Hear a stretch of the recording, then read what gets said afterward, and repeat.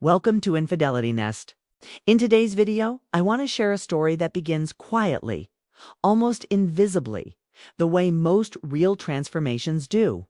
This isn't a story about sudden fame, overnight success, or some dramatic miracle that fixes everything at once. It's about something far simpler, and because of that, far more powerful.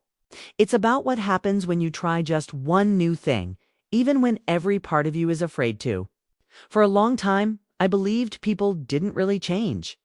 I thought we all just pretended for a while, put on a better version of ourselves when we felt motivated, and then slowly slid back into who we'd always been. That belief didn't come from nowhere. It came from experience. I had tried to change myself more times than I could count, and each time I eventually failed. New routines faded. Motivation dried up. Promises I made to myself quietly expired. Over time, I stopped trusting my own ability to become anything different. My name is Daniel Harris, and for most of my adult life, I lived on autopilot. Not in a dramatic, tragic way. Nothing was falling apart. Nothing was on fire. But nothing was growing either. My days followed the same pattern so closely that weeks blended together and months passed without leaving much of a mark. I had the same job, the same habits. The same quiet sense of disappointment that followed me everywhere like background noise I'd learned to tune out. I wasn't miserable enough to quit everything and start over, but I wasn't happy enough to feel alive. I existed in that uncomfortable middle space where life feels technically fine, yet deeply unfinished. The kind of space where dreams don't die loudly. They just learn to stay quiet. Every weekday morning, my alarm went off at 6:30 a.m. every weekday morning.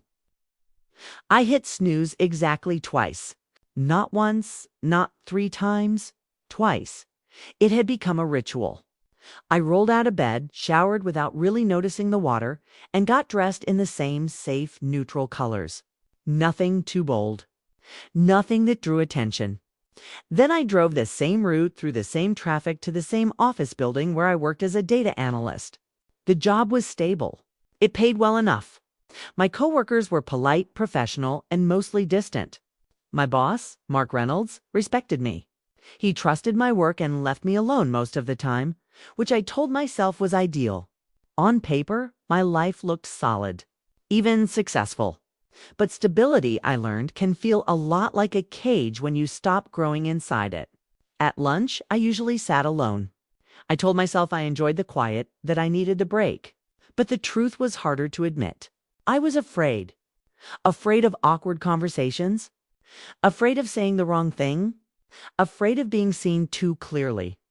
So I scrolled through my phone, pretending not to notice the clusters of coworkers laughing and talking nearby.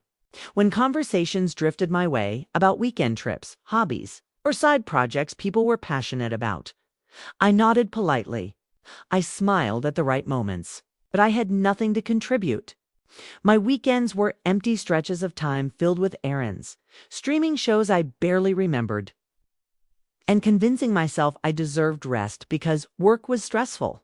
Rest, I told myself, even though I didn't feel rested at all. One Friday evening, after another week that felt identical to the one before it, I stood alone in my kitchen staring into the open refrigerator. There was food inside, plenty of it, but none of it looked appealing. Not because I wasn't hungry, but because nothing felt meaningful. That moment didn't come with a breakdown or tears or dramatic music. It came with silence. And in that silence, I realized something was wrong. Not rock bottom wrong. Not crisis wrong. Quietly wrong. And quiet problems are the most dangerous kind because they're easy to ignore, easy to rationalize, easy to live with for years. That Sunday, my younger sister Emily invited me over for dinner. Emily had always been my opposite in the best and most frustrating ways. Where I was cautious, she was curious. Where I avoided risk, she chased it. She worked as a freelance photographer, bounced between projects, traveled whenever she could, and spoke with an energy that made you feel like life was happening right now, not someday in the distant future. Over dinner, she watched me closely in that way only siblings can. Finally, she put her fork down and said, "You seem tired, Dan." Not sleepy, just tired.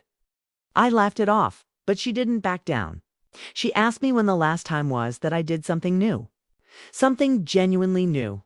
Not a new show. Not a new app. Something that actually disrupted my routine. I opened my mouth to answer, confident I'd think of something, and then realized I couldn't. My mind went blank. No new experiences. No risks. No memories that stood out. The silence stretched long enough to make me uncomfortable. Emily leaned back in her chair and said something that stayed with me long after that night ended. She said, "You don't need to blow up your life.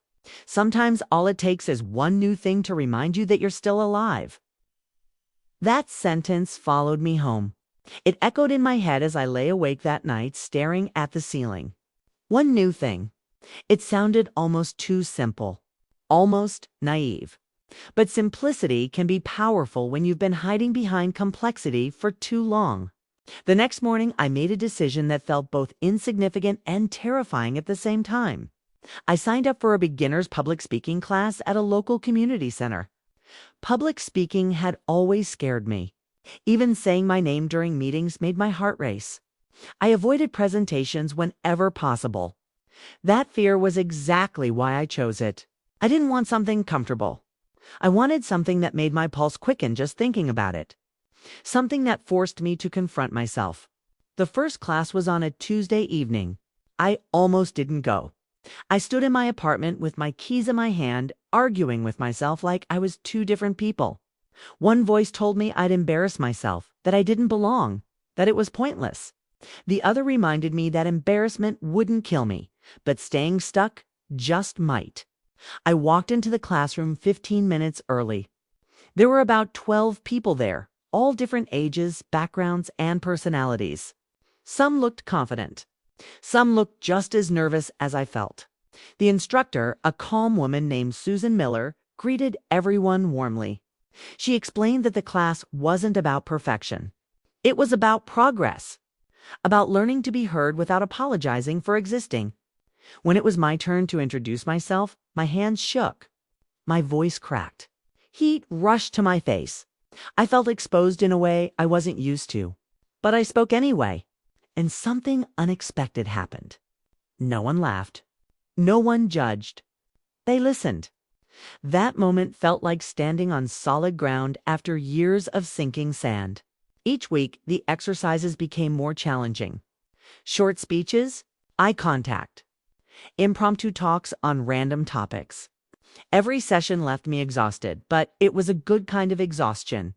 The kind that comes from effort instead of avoidance. Slowly, my confidence began to shift. Not in a dramatic movie-style way. Quietly, subtly, I noticed I spoke more clearly at work. I stopped rehearsing sentences in my head before saying them. I stopped shrinking myself to take up less space. Other people noticed too.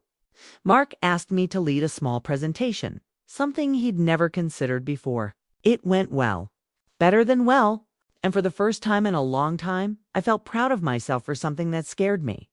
But the real transformation wasn't just external. Something inside me had cracked open. Trying one new thing had unlocked a door I didn't know existed. It made me question all the parts of my life I'd accepted without thought. Why did I eat the same meals every week? Why did I avoid social events automatically? Why did I assume I wasn't creative? I started experimenting. Small changes at first. I joined a local gym and signed up for a beginner's yoga class, even though I felt stiff and awkward. I volunteered at a weekend food drive. I said yes to invitations I would have once declined without hesitation. Each experience added a layer to my identity.